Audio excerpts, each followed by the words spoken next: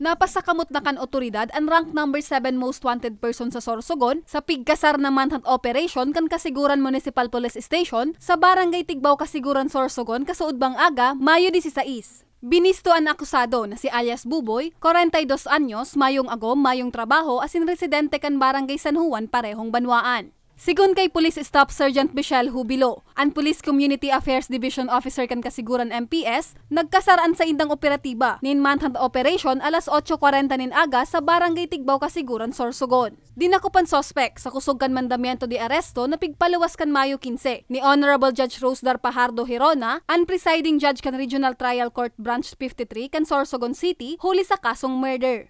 Una, siyempre sa parte ng pamilya na naging biktima ng akusadong ito, siyempre nabigyan na sila ng katarungan kung ano man ang nangyari po, madam, at maano po ng ating komunidad na ang pulisya po talagang ginagawa lahat ng dapat gawin para mahuli o madakip yung mga may kasalanan. Mayo man na inirekomendang piyansa ang korte para sa paramientras na libertad kan sospek.